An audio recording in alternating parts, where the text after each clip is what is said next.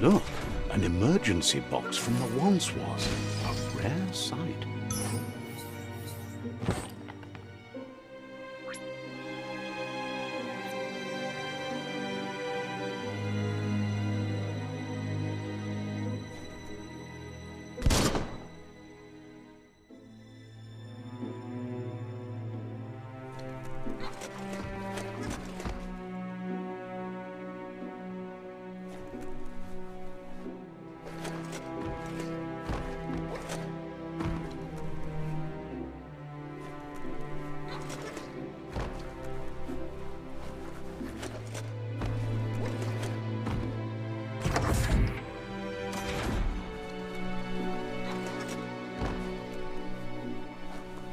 That pipe looks weak. The claw bar should come in handy.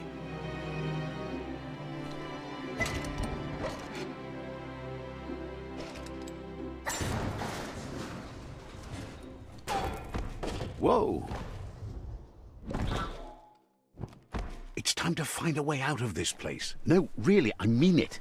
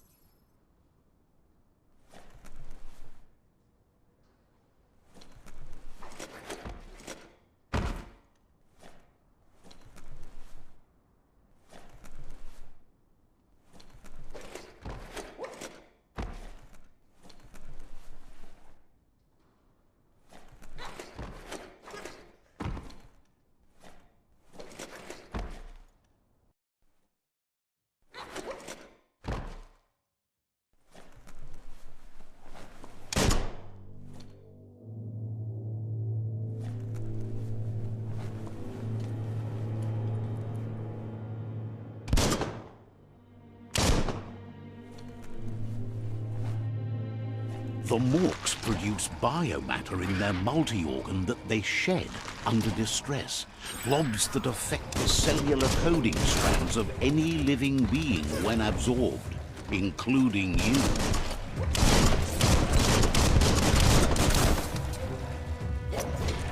Swoon.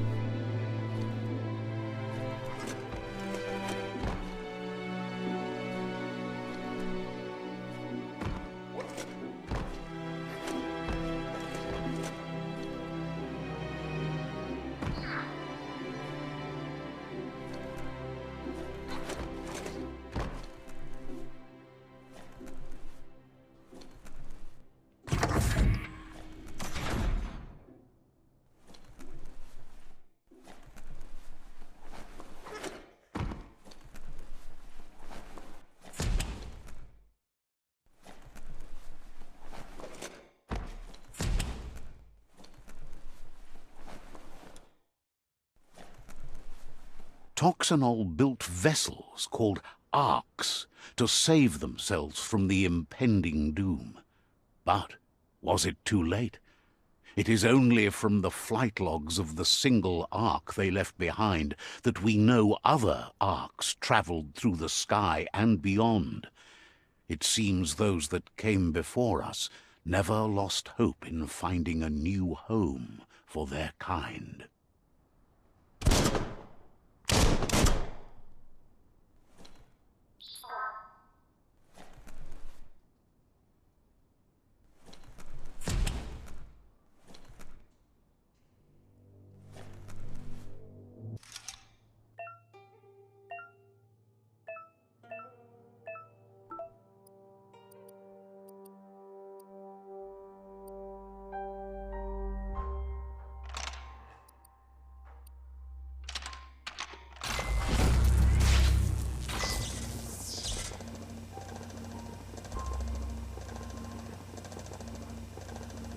There are few records of the chain of events that led to the big apocalypse eons ago, but it's clear the world wasn't prepared for how recklessly the Toxanol Corporation would make its mark on the world.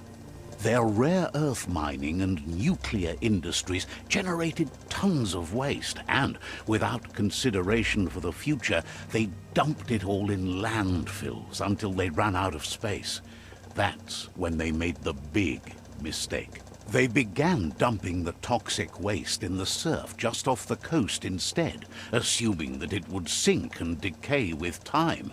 And they were right, but no one was prepared for what was about to unfold. Once in the surf, the radiation interfered with the genetics of the wildlife and created bizarre mutations in their offspring. It had an inconceivable impact on biodiversity and the entire ecosystem. The world as they knew it crumbled as nature retaliated. It would never be the same again, and what remained of it became ours. The sound of spark metal going pew-pew is never a good thing. It's coming from behind that door. A warning label. The box looks like a potential brain melt. It's going to take a bit of puzzling to short-circuit the door.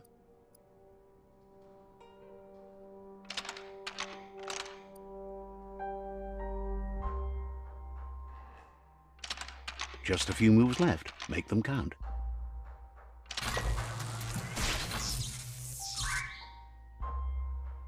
There you go.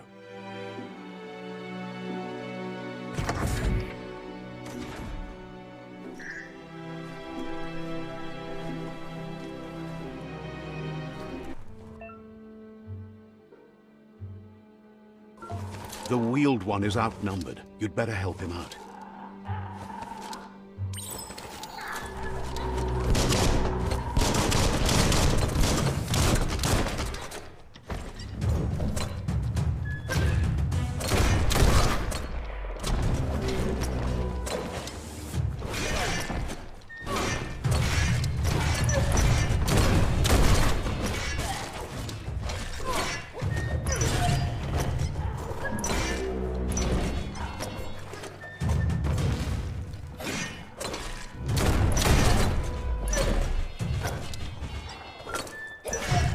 That's the good stuff.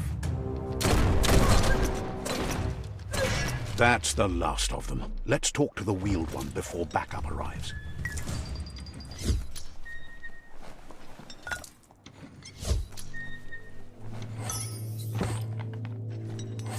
Guess you still want more than that.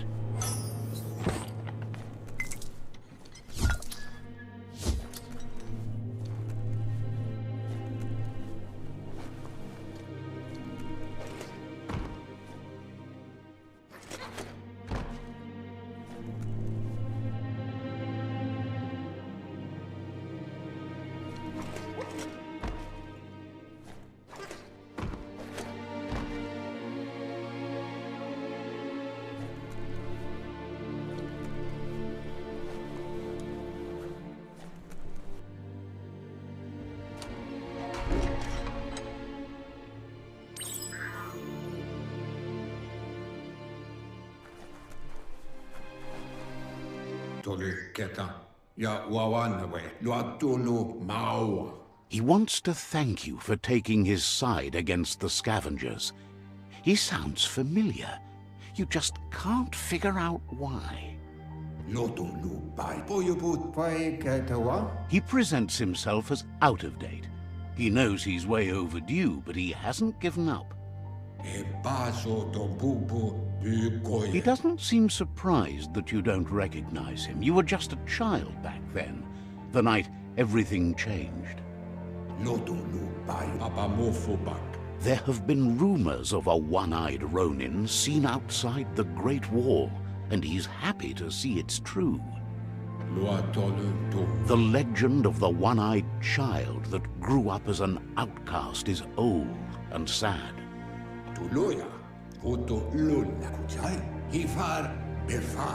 The child could have been anyone, but the evil it had fled had left a mark, a facial scar to remember the past.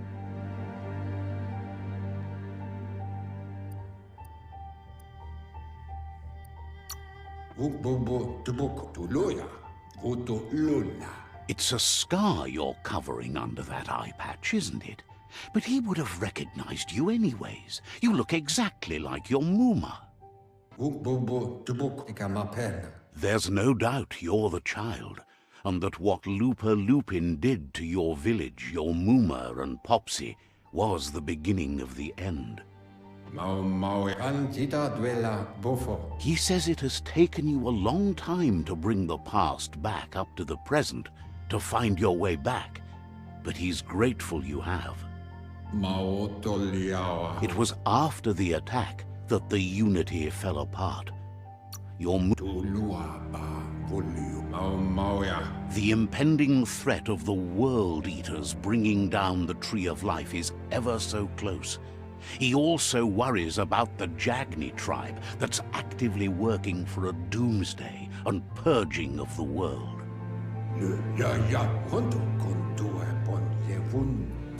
Had it not been for the Tree of Life, no one would have survived. He hopes you at least remember the tree.